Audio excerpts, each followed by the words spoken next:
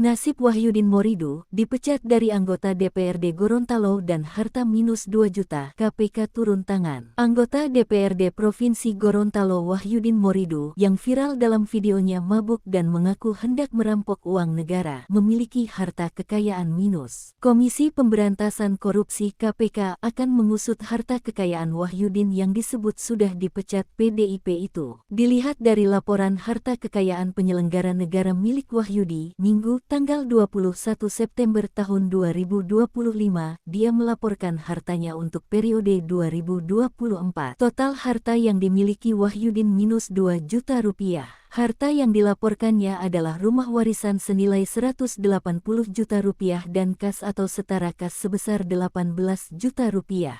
Dia melaporkan memiliki utang 200 juta rupiah, sehingga total harta kekayaannya minus. Kami akan cek kesesuaian pelaporannya, kata jubir KPK Budi Prasetyo, Minggu, 21/9. Pengecekan dilakukan untuk memastikan LHKPN yang dilaporkan benar dan tidak sekedar mengisi. Dirinya berpesan kepada penyelenggara negara yang ada agar jujur dalam pengisian LHKPN. Hal ini untuk memastikan agar pelaporan LHKPN tidak hanya untuk formalitas memenuhi kewajibannya saja, namun juga harus jujur dalam pengisiannya, sebutnya. Karena sebagai penyelenggara negara seharusnya juga menjadi teladan bagi masyarakat, termasuk dalam komitmen pencegahan korupsi.